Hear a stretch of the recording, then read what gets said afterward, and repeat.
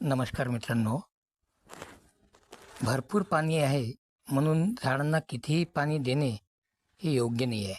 बऱ्याचदा झाडं काय करतात, स्वतः त्यांना पाण्याची जेवढी गरज आहे तेवढं ते घेतात. पण जर आपण ड्रीप लाईन वगैरे टाकली आणि कंटिन्यू त्याला भरपूर पाणी देत राहिलो तर झाडं खराब होऊ शकतात.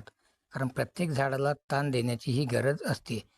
उदाहरणार्थ तुम्ही आंब्याचं झाड म्हणा किंवा मोसंबी, डाळिंब या व्यतिरिक्त अंगूर वगैरे हे जे फळं आहेत, असल्या फळांच्या झाडांना ताण देणे हे खूपच गरजेचे आहेत आणि या झाडांना खूप कमी पाणी लागतं. आणि या व्यतिरिक्त जर आपण केळीसारखे जर झाडं बघितलीत, जसे जे कंदापासून तयार होतात, केळी, हेलिकोनिया किंवा आणखी इतर त्या प्रकारची पानं, त्यांची रचना जी आहे ना ती वेगळीच असते आणि हे निसर्ग नियमाप्रमाणे होते.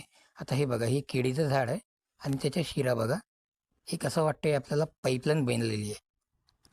पावसाचा एक थेंब जरी पडला तरी त्या पानातून ते पाईपलाईनमधून पाणी झाड आपोआप घेऊन घेतं. हे निसर्गाने बनवलेली एक नॅचरल पाईपलाईन आहेत. त्यामुळे हे जे कंद स्वरूपाचे जे झाड आहेत, अशा झाडांना पाणी खूप कमी लागते.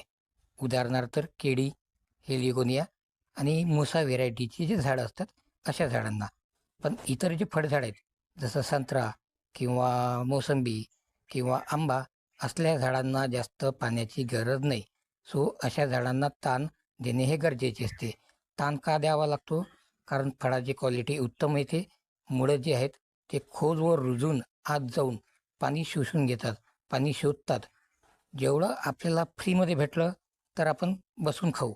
पण आपण जर हातपाय हलवलेत, मुळं हलवलीत, तर अगदी खालचं पाणी आपण वर काढू शकतो. म्हणून झाडांची चांगली मजबूत येण्यासाठी, रूट स्ट्रॉंग होण्यासाठी झाडांना ताण देणे आवश्यक आहे. जर त्यांना सगळं जाग्यावर जर भेटत गेलं तर झाडं हे कमजोर होतील आणि त्याचा इफेक्ट आपल्याला, आपल्या शेतमालावर त्याचा इफेक्ट होईल. म्हणून मित्रांनो, जेवढं होऊ शकेल तेवढा ताण आपल्या झाडांना द्या आणि प्रयत्न करा की जेवढ्या लवकर